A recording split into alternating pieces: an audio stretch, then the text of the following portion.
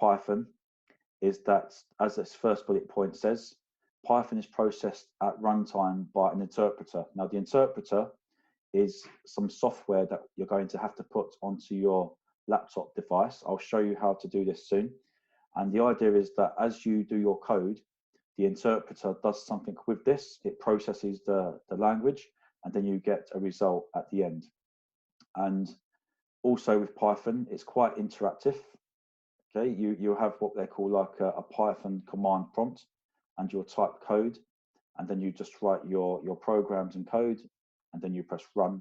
So it's actually very logical, quite easy to use once you get started.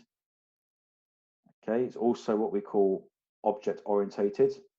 Okay, so it allows you to use like your own style and techniques of programming, and you can put different objects or embed different parts of code into your program. And as it says here, one of the reasons we do this Python on this course is because it's regarded as a beginner's language. Okay, so even if you're at beginner level, you can already just get started and learn this. There's lots of other tutorials you can use. Okay, I've got this link here, for example. So when you select this link with overview here, I've more or less taken copies of this from this web page, and it goes through some of the basic things. Okay, and we're going to actually be using some of these things like variables, basic syntax, basic operators, and so on. Okay. You're going to need to do these two things before you even use Python. Okay, and the first thing is that you need to make sure you've got the latest Python updates for the code on your device, your laptop. Now, the file itself is usually about 25 megabytes. And what you simply do is you select this Python web page link. Okay, and then the latest version at the moment is 3.8.2. And you can, if you have a Mac, you can download the latest version on the Mac. Sometimes if you do open this on the Mac, it will detect your version automatically. And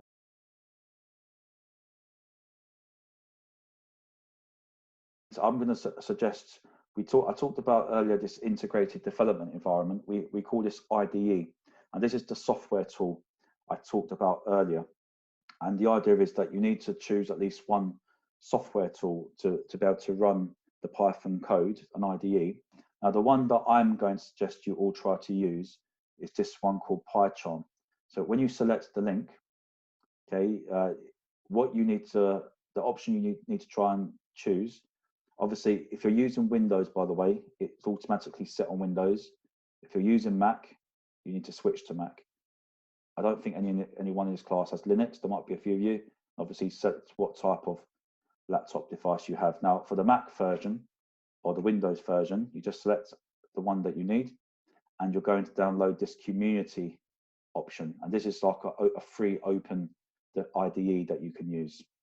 Now, the file itself, okay, I've got this, it's about 278 megabytes. So again, after today's class, it might be a good idea to just download this and install this.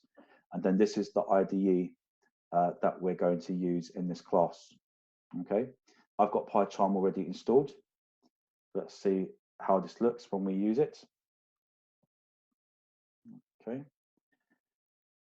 Okay, now once it's installed, it usually will ask a few questions. Do you want to use the wizard to help set it up? Now, it also gives you these tips. I'm going to ignore these for now. Okay, and it more or less looks like this. You start what they call a new project, and then all the files save on your laptop. Now, when I scroll towards the bottom here, you'll see you've got this terminal, okay, and this Python console. Okay, so the Python console is the one that we're going to more or less use. And you've got a few options down the side here. You've got this, when you write your code, you can just press play and it will execute your code. It's also the same when you press enter, it will just execute the code. And then you can have multiple tabs for your Python console by selecting this plus. So if you just want to have different tabs open, you can press them from here. Okay, let's do that one more. Okay, so you can see I've got my two Python tabs. So that's really the two things you need to do for now. The other thing that you that will be quite useful to be aware of is that I'm using this setting on Python, which has got this white background. Now, to change the settings, because some of your computers, it might look very dark, you have to go to File, Settings. And then on the Settings option, you've got this Appearance tool. Okay, and you can have different types of colors. Now, I'm going to change this to this darker option, just so you can see what happens when I select this, because it will look slightly different. If I press apply, you can see now it looks like this. So if you have a certain preference for a certain type of IDE look, that's how you change it. Now, I don't really like this dark color, so I'm going to change it back to the one I had. I think it was, let's go on here, I think it was this high contrast. Let's see if it was. No, I must have been using this IntelliJ. Press apply. There we go. So I prefer, this is the one I'm going to use. Okay. Now I'm going to open this at the same time, and let's make this smaller so I can see what I need to do. And you just write the word import, and let me just see what it was. It was import random. Okay, and you press enter. Okay, that's all you do. So next one was import sys and OS. So sys and then import OS. Okay, that's it. So very simple, two things really. Just write those words, and you just do this in Pycharm when you first start your project. This more or less loads some of the latest Python code into your console for you to make it easier for later. Okay, and that's the first task on here.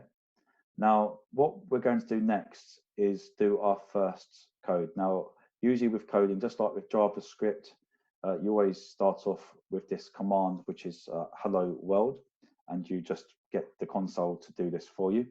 Now, type hello world, but you'll notice what we do, we use this command called print, space, bracket, then quotations, hello world. Okay, now you can also use single quotations just like here. Okay, so let's just type this. So print, brackets, I'm going to put speech marks, let's hello coding one class on Tuesday, what's today? I think it's the 17th of March. Okay, and let's see if this works. I can just press enter. Okay, and there you see, it's now, this is my output here. Okay, hello coding one class on Tuesday, the 17th of March. Okay, now, one of the things you can do also is use, remember we used in JavaScript strings. So I'm calling this text again, but we can also refer to this as text strings. When you use numbers, you don't need to put them in quotations. You can actually just use the word print 3. So if I just wanted to print the number 3, let's try this. Print, put 3, okay, and press enter. And I get the number 3. Okay, now I can also do it this way. Now I'm using again Pycharm. Okay, if I don't press enter, I can just press play here. Okay, so with variables, they can be used to store strings, text, and what you need to usually do is declare the variable. So for example, if I had this variable called name, this is the string I'd want it to store. Okay, so I want to have a variable called name, and I've put this equals, and I want it to be store this string called Darren. So it's like a container. So let's actually do this here.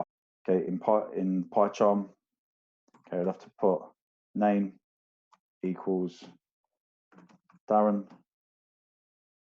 Okay, and that's my variable declared. Let's just put a space. It's case sensitive this, and speech marks.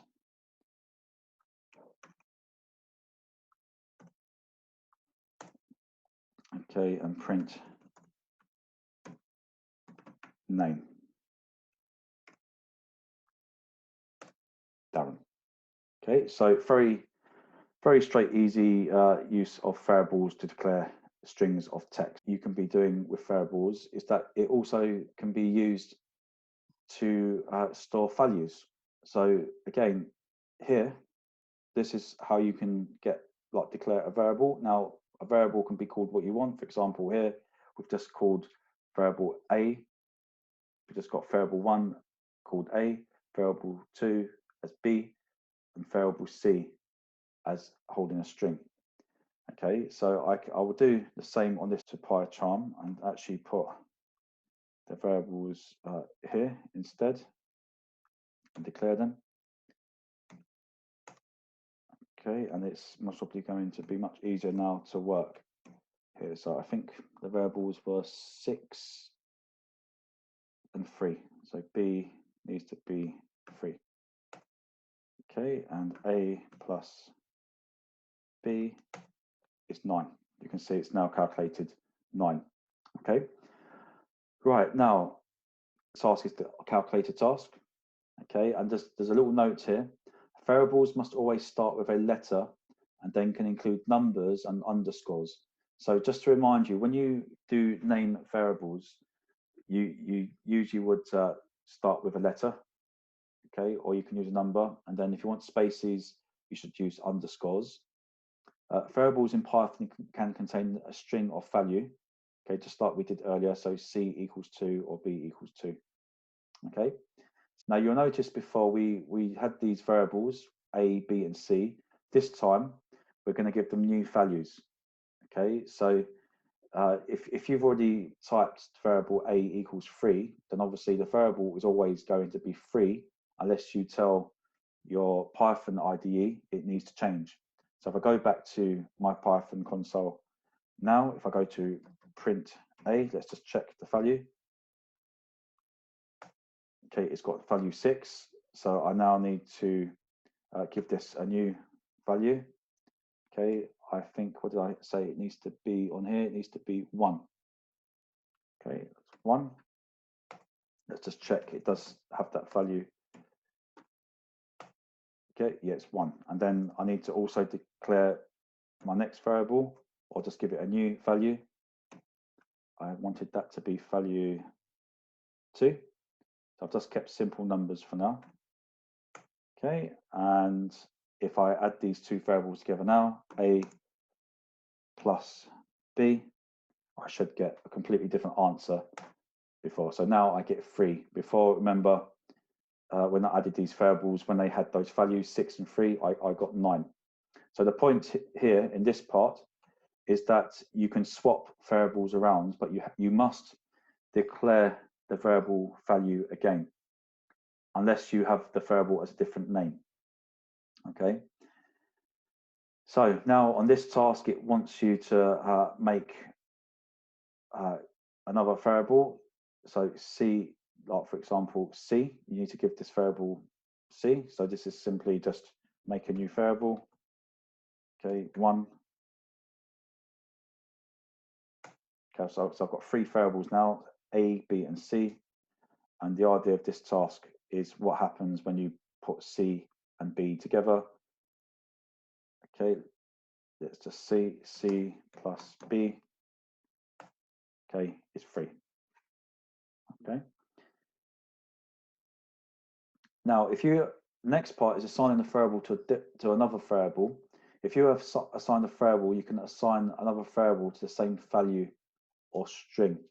Okay, so if you had the variable A equals to 1, you could then have your variable B now contain a string. And you'll notice here, what you can do is you can do this as well. If I had these two variables, I could say variable C now needs to equal variable A.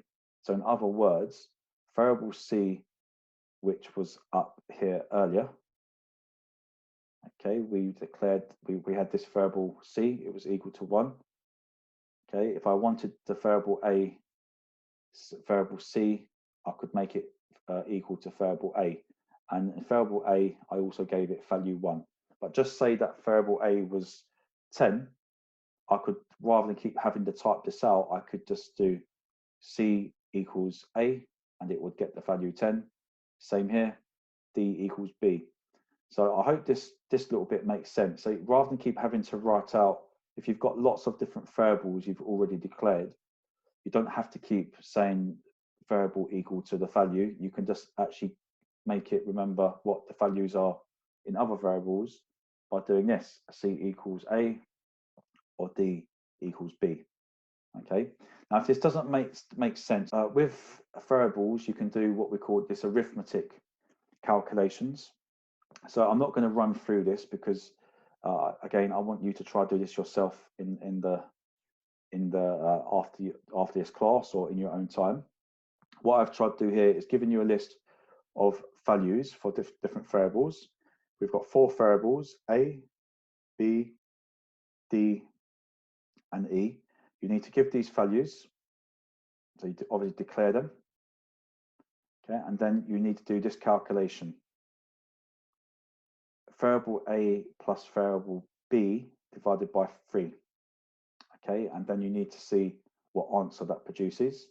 And then task 2 is to then do something a little bit more complicated, a little bit of algebra here. So you put your variables into brackets. So variable a plus b, so simply 6 plus 3, adds those values, divide by 2.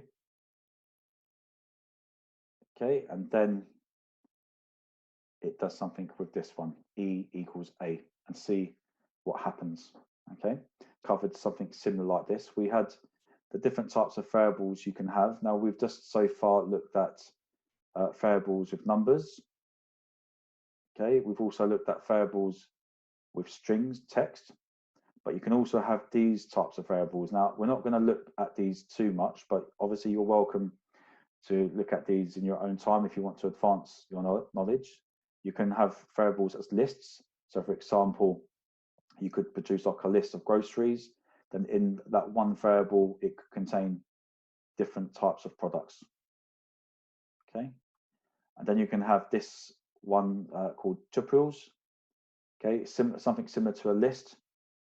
Okay, except that you just use commas to separate the different objects. And then something which is quite tricky to explain, but again, just be aware, you've got these other types of variables called dictionaries. Okay, now we're not going to use these at all. This is maybe a bit too much for this course at this stage. You just need to be aware that there are other variables. There's 5, and the ones that we're going to be focusing on are numbers and strings. Right, okay.